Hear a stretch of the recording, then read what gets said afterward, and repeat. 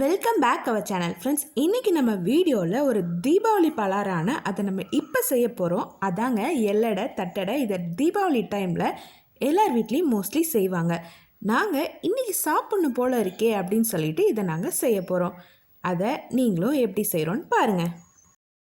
ஒரு கடாய் எடுத்துக்கோங்க. அந்த கடாய் நல்லா சூடானதுக்கப்புறம் அரை மூடி தேங்காவை ட்ரையாக எதுவுமே சேர்க்காமல், அதாவது ஆயில் எதுவுமே சேர்க்காமல் வெறும் தேங்காவை மட்டும் லைட்டாக வாட்டி எடுத்துக்கோங்க.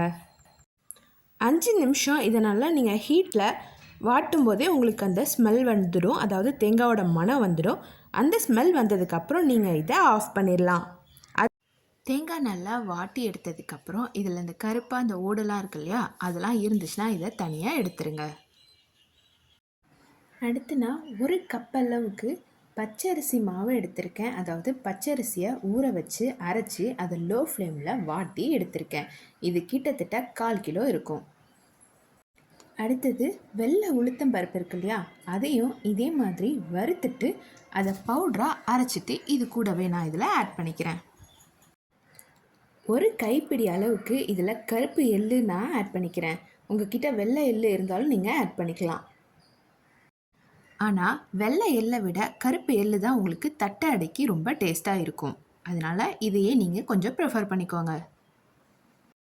எள்ளு சேர்த்தாச்சு. அடுத்தது நம்ம ஒரு கைப்பிடி அளவுக்கு பைத்தம்பருப்பு இதில் நம்ம ஆட் பண்ணிக்க போகிறோம். பைத்தம்பருப்பு நம்ம எள்ளடை சாப்பிட்றப்ப நமக்கு வாயில் கடிப்படுறப்ப ரொம்ப டேஸ்ட்டாக இருக்கும். அதுக்காக நம்ம இதை ஆட் பண்ணிக்கிறோம்.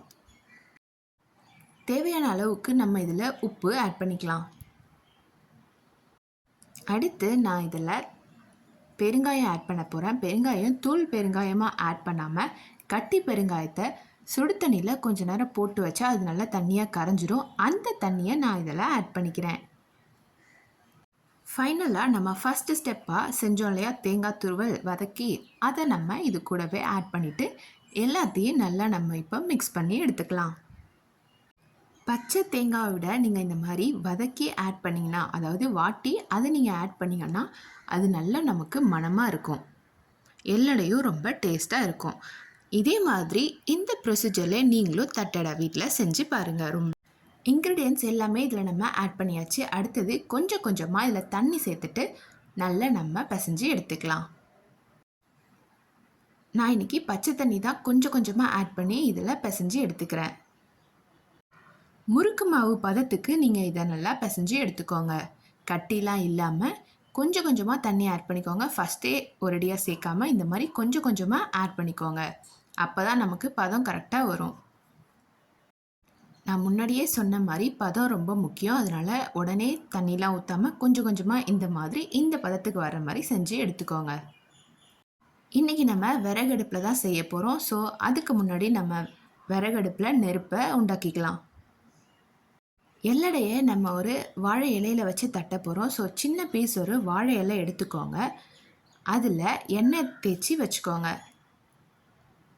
எண்ணெய் நல்லா மிக்ஸ் பண்ணதுக்கப்புறம் நம்ம மாவை இதில் வச்சுட்டு நமக்கு எந்த சைஸ்க்கு எள்ளடை வேணுமோ அந்த அளவுக்கு இதை நம்ம நல்லா தட்டி எடுத்துக்கலாம். இதில் விரிசல்லாம் வந்துருச்சுன்னா எள்ளடை எடுக்கிறப்போ கரெக்டாக வராது. ஸோ அதை மட்டும் நல்லா பார்த்து எடுத்துக்கோங்க.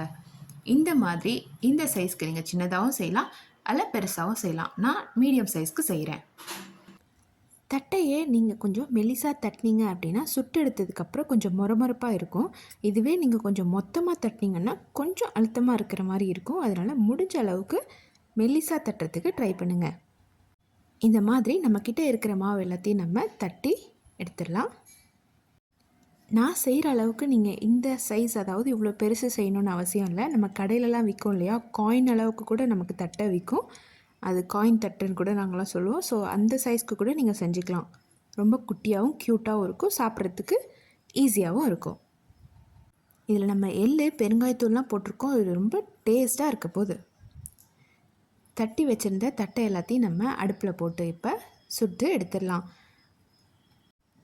தட்டை சுடுறதுக்காக இன்றைக்கி நான் இரும்பு சட்டி எடுத்திருக்கேன். இந்த இரும்பு சட்டியில் எண்ணெய் நல்லா காஞ்சதுக்கப்புறம் நம்ம தட்டி வச்சுருந்த தட்டை எல்லாத்தையும் நம்ம ஒன்று ஒன்றா போட்டு பொரித்து எடுத்துடலாம்.